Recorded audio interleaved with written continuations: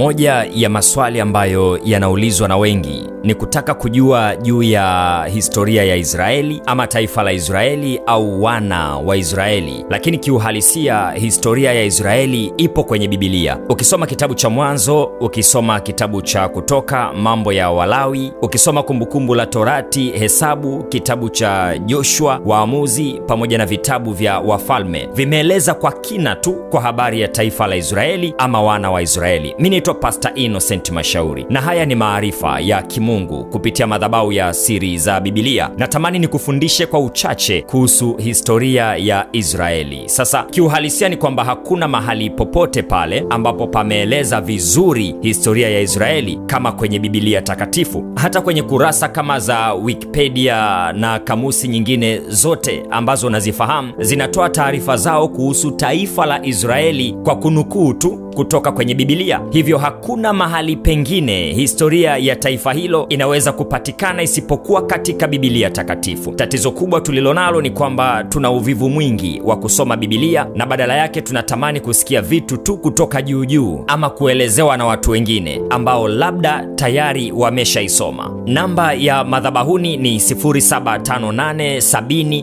0758708804. Kila siku tuna ratiba ya maombi na maombezi, lakini pia unaweza kupata ushauri wa kiroho ni namna gani unaweza ukatengeneza ama ukaimarisha mahusiano yako pamoja na Mungu kwa njia ya Yesu Kristo. Leo natamani tuitazame kwa ufupi historia ya Israeli. Taifa la Israeli lilianza kwa ahadi. Yaani mtu mmoja tu ambaye alikuwa anaitwa Ibrahim alimpendeza Mungu, kwa hiyo Mungu akamwaahidi kuwa atakuwa taifa kubwa. Kama nilivyokuambia, historia ya taifa la Israeli inapatikana kwa uzuri zaidi kwenye Biblia takatifu. Natamani tuanze na kusoma maandiko, kitabu cha Mwanzo sura ya 12 kuanzia mstari wa kwanza, wa pili na wa tatu. Neno la Mungu linasema, Bwana akamwambia Abraham, toka wewe katika nchi yako na jamaa zako na nyumba ya baba yako, uende mpaka nchi nitakayokuonyesha. Mstari wa pili, nami nitakufanya wewe kuwa taifa kubwa na kukubariki na kulikuza jina lako, nawe uwe baraka. Mstari wa tatu, nami nitawabariki wakubarikio, naye akulaanie nitamlaani, na katika wewe jamaa zote za dunia watabarikiwa. Hiyo ndo ahadi ambayo Mungu aliiachilia kwa Ibrahim. Ahadi hii ilianza kutimia baada ya Ibrahim kupata mtoto wa kwanza wa kiume ambaye alimuita Isaka. Alikuwa na mwingine ambaye alikuwa anaitwa Ishmael na tunafahamu hilo, lakini Ishmael hakuwa mwana wa ahadi au hakuwa mwana wa agano kwa sababu alizaliwa na mwanamke mwingine. Baadaye sasa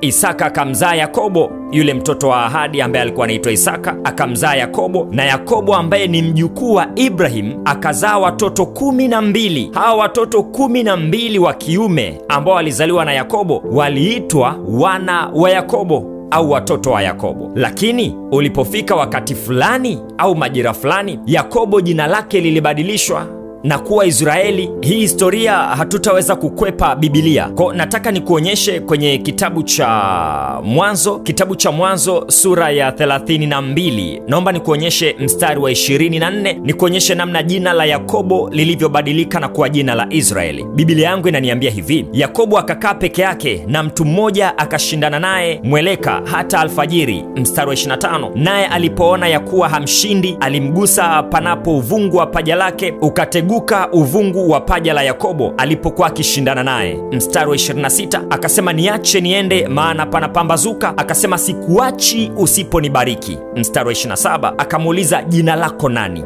Akasema Yakobo. Mstari wa 28, akamwambia jina lako hutaitwa tena Yakobo ila Israeli, maana umeshindana na Mungu na watu nawe umeshinda. Umeshindana na Mungu na watu nawe umeshinda. Kwa hiyo huo wakati ndo mahali ambapo Yakobo alibadilishwa jina na kuitwa Israeli. Sasa tafsiri ya jina la Israeli ni mshindi. Kwa hiyo kama jina lake limebadilika, manake hata watoto wake hawataitwa tena wana wa Yakobo, wataitwa wana wa Israeli. Sijui kama tunaenda pamoja. Na majina yao kati ya wale watoto wake, yupo ambaye alikuwa anaitwa Ruben, mwingine alikuwa anaitwa Lawi, Zabuloni, Isakari, Naftali, mwingine alikuwa anaitwa Dani, kuna Yuda, kuna Simeon, kuna Gadi, Asheri, Yusufu pamoja na Benjamini. Tukipata wakati tutakuja kuwazungumzia zaidi hawa wana wa Yakobo ama wana wa Israeli. Sasa hawa hawa wana 12 walioa wake na kuzaa watoto wengi sana, na watoto wao nao pia wakaoa na kuzaa watoto na wajukuu na vitukuu pia. Hatimaye taifa likaanza kuwa kubwa na kufikia watu 10,000, watu 20,000, laki mpaka mamilioni. Kila kizazi kilichokuwa kinatokea kilirekodi asili ya baba yake wa kwanza, kama ni Ruben au kama ni Lawi, kama ni Gadi au mwingine yoyote, alijulikana asili yake. Kwa hiyo majina ya baba zao yakageuzwa na kuwa makabila yao, yani kutoka jina na kuwa kabila. Huyo ambaye alikuwa na jina la Benjamini ikawa ni kabila la Benjamini. Kwa kila mtu alikuwa na kabila lake miongoni mwa yale makabila 12. Sasa kuna mambo waliyafanya wana wa Israeli ambayo yakawapeleka Misri, ambapo waliingia kwa amani lakini wakatoka kwa ushindani mkali sana. Baada ya kutolewa Misri kwa mkono wa Mungu mwenyewe, walianza safari ya kuelekea nchi ya ahadi. Ni story kubwa sana hapa katikati na tutapata wakati mwingine wa kuizungumza. Wakatoka Misri wakaanza kuelekea nchi ya ahadi ambayo ilikuwa inajulikana kama Kaanani. Iliwachukua miaka 40 kukamilisha safari yao mpaka kufika nchi ya ahadi. Wakiwa njiani, ndo huko Mungu akawa anazungumza nao na kuwapa amri za kushika na sheria ili wakafanikiwe wanapoiendea hiyo nchi ya ahadi. Amri hizo zikiwemo kumtumikia na kumsujudia Mungu wao mmoja tu peke yake aliyewatoa katika nchi ya Misri, yani nyumba ya utumwa. Nyingine ni kuwaheshimu wazazi, kutokuiba, kutokuzini na nyingine nyingi sana ambazo najua tunazijua. Sasa walipoingia nchi ya ahadi, waligawanyika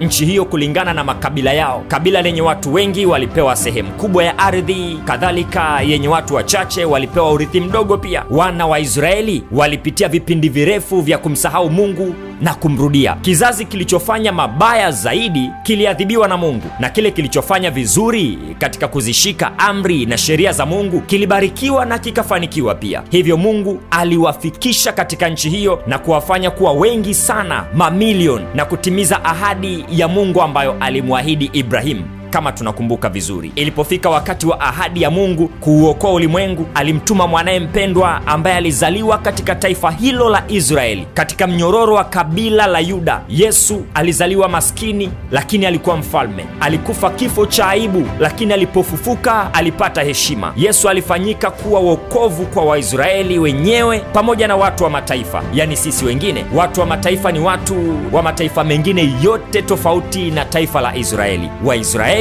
jina lingine wanaitwa Wayahudi. Wayahudi ndio hao Waisraeli. Hivyo unapoona mahali popote wanataja Wayahudi, basi fahamu kuwa ni hao Waisraeli. Sehemu nyingine wanatajwa kama Waebrania pia. Taifa la Israeli lilijulikana kama taifa teule la Mungu kwa sababu ndo taifa pekee duniani kote ambalo lilikuwa linamwabudu Mungu wa kweli, yani Yehova aliyeumba mbingu na nchi. Mataifa mengine yaliyosalia yalikuwa yanaabudu sanamu, mengine yanaabudu mizimu, miti na hata wanadamu pia. Ni Israeli pekee ndo ilikuwa inamwabudu Mungu wa kweli, na ndo maana likaitwa taifa teule. Mpaka leo hii taifa hili bado lipo na bado ni kipenzi cha Mungu. Ingawa Wayahudi sasa hawamwamini Yesu kama Masihi, lakini Biblia imetabiri katika siku za mwisho watamwagiwa roho ya neema na watamkubali Kristo. Labda nikupeleke kijiografia kidogo. Taifa hili lipo katika bara la Asia, eneo linajulikana kama Mashariki ya Kati. Waisraeli kimuonekano wanakaribia kufanana na Waarabu, lakini si Waarabu. Wapo Wayahudi pia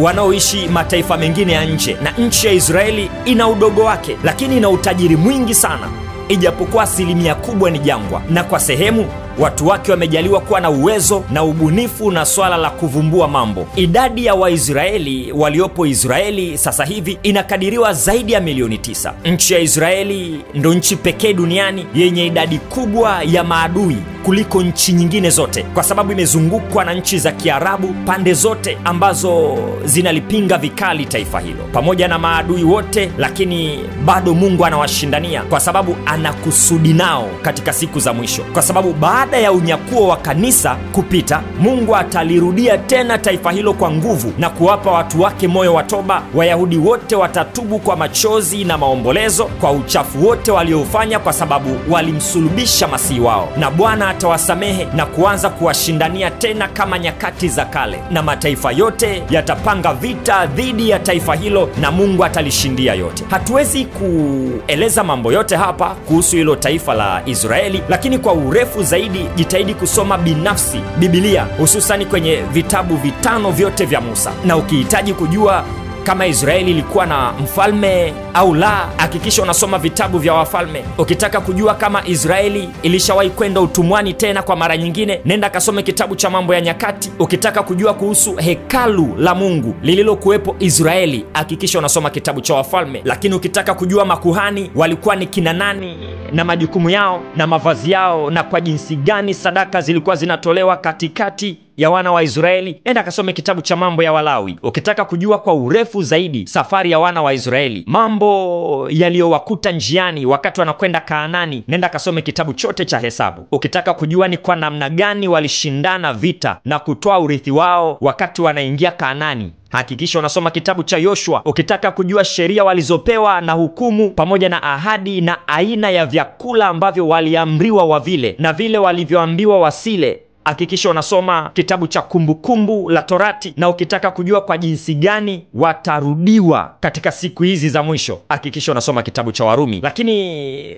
yako mambo mengi sana ambayo hatupaswi kunyamaza katika kuyaeleza ama kuyazungumza kwa habari ya taifa la Israeli, kwa sababu kuna uhusiano mkubwa sana kati ya hili taifa na wokovu wetu. Mimi naitwa Pastor Innocent Mashauri. Haya ni maarifa ya kimungu kupitia madhabahu ya Siri za Biblia. Nambari yetu madhabahuni ni 0758 708804. Linafundishwa neno la Mungu, tunatoa ushauri wa kiroho, maombi na maombezi pia. YouTube channel ni Siri za Biblia. WhatsApp namba ni hiyo ambayo unaweza ukajiunga na tukaendelea kumtafuta Bwana maadamu anapatikana. Neno la Mungu kwenye kitabu cha Mathayo sura ya 24 mstari wa 33, Biblia yangu inasema, hali kadhalika nanyi mtakapoona mambo hayo yakitendeka, jueni kwamba yuko karibu sana, yuko karibu sana.